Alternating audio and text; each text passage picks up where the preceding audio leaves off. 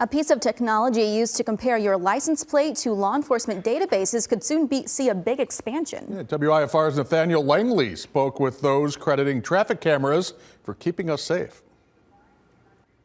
Illinois City's first implemented license plate readers after a postal worker was shot and killed in 2019.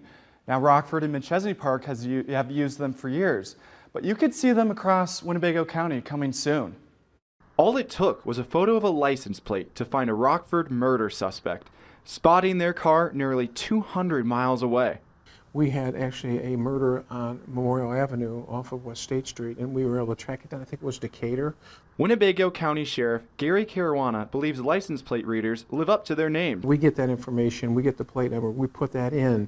If it goes to one of these LPRs, it flags immediately. A 5-year, up to $700,000 deal looks to expand the cameras across the county.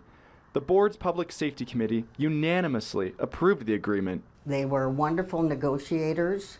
On the Sheriff's Department side, they brought us a pretty pristine presentation.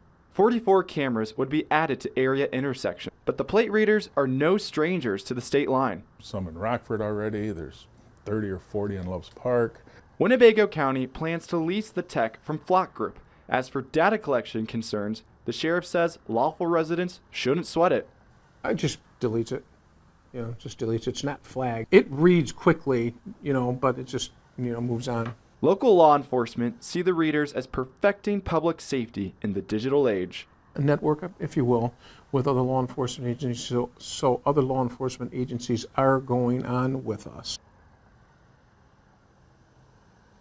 Board member Gene Crosby, you saw there, expects the resolution to pass without fail tonight. The county board assembles at 6 downtown Rockford.